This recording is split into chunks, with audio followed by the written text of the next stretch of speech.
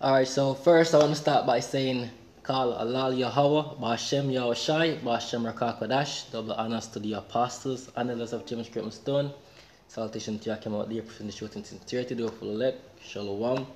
This is a brother Kanan from James, Jamaica, here with another lesson, and today this lesson will be about, it's going to title Jamaican women are too bold, and it's bad enough that I'm using the term too bold because one, you should not even be a bold person, but you are too bold. Now, as a female, basically, you should not be bold. But you see, you hear the song. This is a song that basically is, a lot of females like this song, not just for the fact that it's just the fact that it's fun to them. It's the reality. You know what I mean? Most of them girls are that they want. You know what I mean? They want that kind of energy there. If you're not discerning evil, then certain females not gonna swing your way. You know what I mean? And that is mainly for the ghettos. Not just ghettos, but even uptown girls. A lot of uptown girls like that type of thrill and that type of energy they feel, so they might deal with certain persons that are basically involved in wrong activities and are basically living on the edge, wanted men. You know what I mean? That is where these girls find fun, because it's all about fun for them. You know what I mean? Girls just want to have fun, as the song said. All right? Now, why would you, a well-thinking person, why would you want to be with a girl that is too bold? Why would you want to be with a girl that is challenging, that is basically, she wanna go toe to toe? Because when I went to myself, you know what I mean, I think that if you're going to date a female and she's always opposing you, then basically come like it, you're with a man, because it shouldn't be a challenge you back and forth with a female. You know what I mean? That is a quarrel argument. There's no peace and rest in your womb if you're gonna be with a person like that. You know what I mean? And enough of these females are loud. They are basically challenging, as I said, too bold. You know what I mean? And society really create that energy and that atmosphere for them to basically grow in and get worse with the situation. You know? So I have a quick lesson. I'm not going to want to speak on that, and that's basically the topic of the lesson. Females are too bold, and by saying that, I'm just going to read the scripture real quick. You know, this is Ecclesiasticus, and it's from the Apocrypha, the books that were taken from the original 1611 Bible, the version 1611.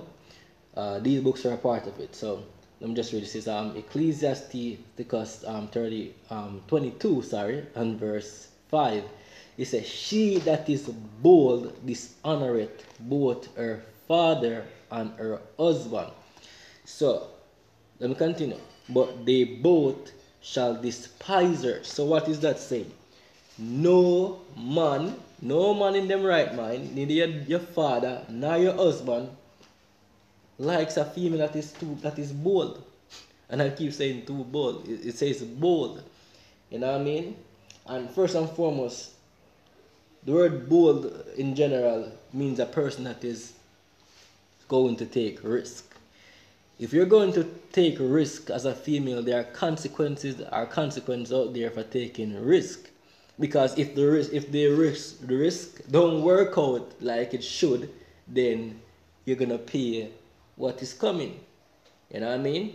And the other thing you say, if I played stupid games, you reap stupid rewards.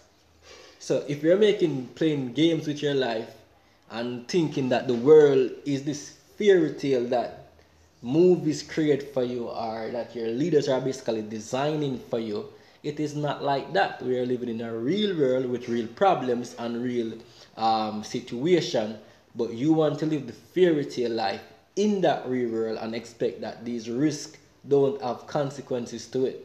So when the consequences come, then what you expect? When you say, "Oh, gunman in your wall," and you decide, say, you're going to go that part. I'm not saying that every female is like this, but a lot of females get their thrill off things like these. All right. So when you take that part and say, okay, this is the part that you want to walk, right?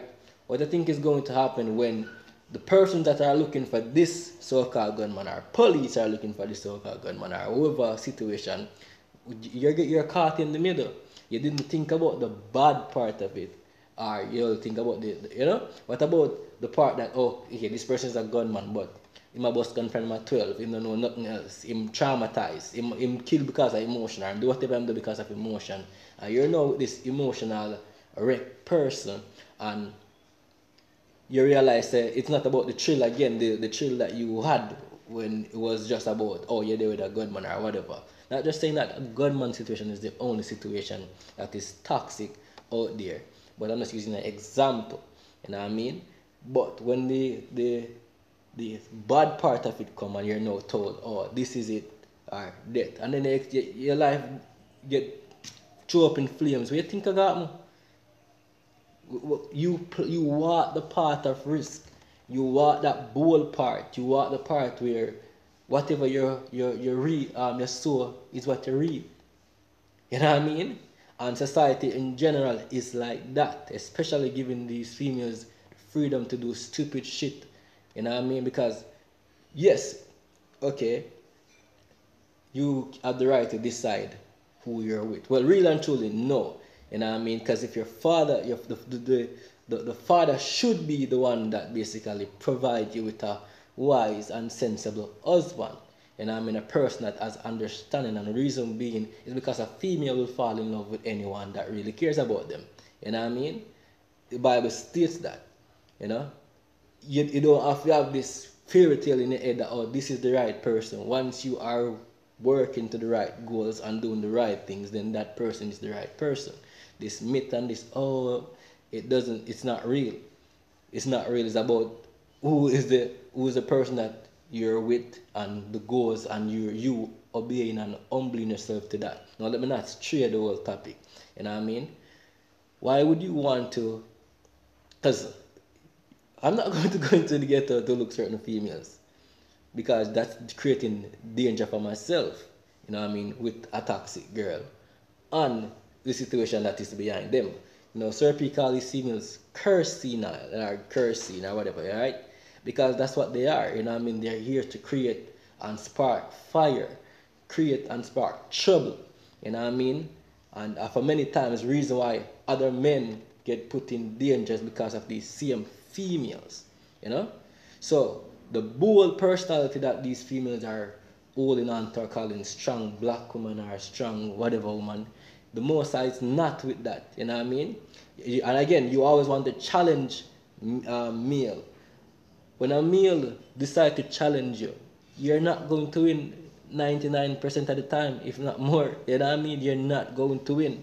So you're living in a fear. You have a fear tale in the head that, oh, you have the right to. And again, females will tend to think that, oh, because there's a law that backs certain activity, person's not going to act out of concern about a law. Persons are going to act in the moment. You know what I mean? And in the moment, many of you are going to die. Despite there's a police force, despite there's an army, despite there is whatever. And that's what you're seeing. And then you hear the outcry, oh, stop violence against women. It's not about just violence against women. It's about doing the right thing. I'm not saying that sometimes it's not just you doing the right thing in that specific moment and you're being put to death. But however, in general, everything goes to the Most High judgment. You know what I mean? So what you reap is what you sow is what you reap. Right? The environment and the mindset of you traumatized female, you know what I mean, from coming up in slavery, coming up to know what you were the Williden syndrome, these mindset that you've grown to develop is messing you up. No one really cares about protecting you. No one really cares. It just said your father got despised. If your father despised a vulgar and who's your husband also is gonna despise. Matter of fact, many of you females don't even have a husband. I'm not talking about marrying with a ring. You don't have a husband, yo. You don't have a man that can say, oh, this is your man. You know what I mean? You're bouncing house to house. You know what I mean? This at your time, next time, and that's what you're doing. You know what I mean? So who's gonna protect you? Who's gonna put their life on the line to save your life? When you're to them, you're just a vulgar, loud, bold person that likes a challenge. You're not bringing any peace and rest to that person. All right. Let me just read the next precept because I don't want to talk too much. You know. All right. This is Ecclesiasticus.